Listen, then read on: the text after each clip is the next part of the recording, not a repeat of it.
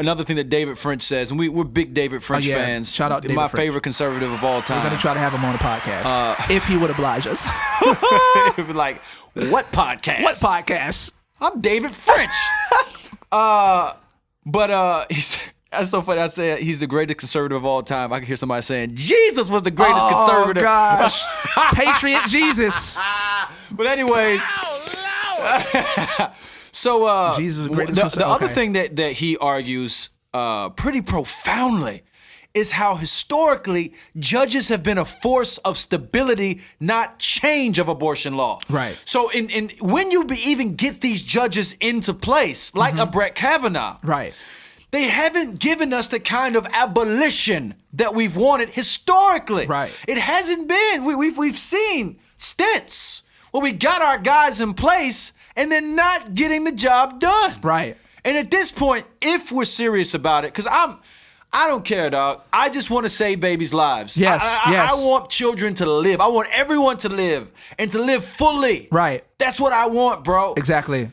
My question is, who's gonna get that done? Right. That's my question. And what David French is arguing, if you look to a president or you look to what Brett Kavanaugh has argued, and historically, if you look to these judges, then you are not going to get the kind of life-saving mobility that you're looking for. There was a major institution, I cannot remember the name of the college, that came out with a study recently. This was like a few years ago. Okay. Did this in-depth study on what would be the impact of reversing Roe versus Wade. What impact would that have on abortion? What would it actually do to abortion? Bro, it was discouraging, bro. Because we fought this Roe v. Wade thing for so long. And the study showed that even if you reversed it, because this comes down to state issues, bro, the way our government is set up, that it would only cut back on abortions less than 20%, bro. Less than 20%. Wow.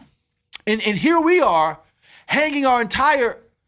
holding our breath, sending money, fighting other Christians over people to go carry this, get rid of this thing, and it's still only chipping away with something. And I'm ignorant. Yeah. But I'm still struggling with why we're so satisfied with chipping away with this. Don't chip away, abolish it. Right. But there are folks who we have looked to as a kind of functional savior in this issue, and what the studies are showing, what David French argues very profoundly, the studies that have been put forth by these institutions that are looking at the impact are showing that the answer to end it is not simply carried out by getting pro-life people in power. And it's crazy because Guttmacher Institute also said more than 1/4 of the 1,074 state abortion restrictions that has happened since Roe v. Wade were enacted between 2011 and 2015. Really? Which is when, guess who was in office? Obama. Barack Hussein. So that's not saying Obama. That's not saying that, we're saying if you put liberals in office, we'll have more success. That's not what we're saying. What we're saying is that it really doesn't matter who's in office. Right. Because there's other ways in which stuff could be enacted. You know, people like French would say that doing stuff locally and with the states would be much more effective. We don't get the church more. We don't get the church more credit. Well, first of all, to speak to the church. Yeah. A lot of the times we make this abortion issue such this is a make or break issue for me, and we just rail against those people who are not pro-life and all of that stuff, and we just say, how could you guys even consider voting for a non-pro-life candidate and all that stuff? How could a Christian even do that? Now, I mean, I didn't do that for the record, but I hear people say that, but the majority of these Christians that say that are not giving any money to any crisis pregnancy centers. Ooh.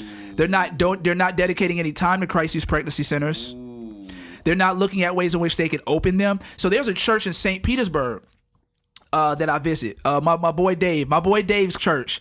Awesome church, man. I went to go visit them the other day, a couple months back before COVID hit, because I got some good friends over there. They're associated with our church. Their pastor's really tight with our pastor. So I went there to just pop in for a couple services. see my friend Dave and stuff like that. And I had a good conversation with a lot of the leaders there, and they were talking about how they literally have a ministry at their church that's dedicated to the crisis pregnancy centers in the area. Wow. They have a ministry around it. Right. Not just like we got a person here that volunteers there. No, we have like a whole ministry around people that are volunteering there, helping women, right, getting stuff that they need for pregnancy, helping educate people about their pregnancy, getting them jobs or getting them resources so they can. So if they are struggling with being able to raise their child, they will actually be able to raise their child. Wow. Those are the things that church is dedicated to. Right. And what I'm saying is that if the church was saying that we're going to put all of our energy behind doing stuff like that, right, that's when you'll see the abortion rates decline even more than they are now. Right.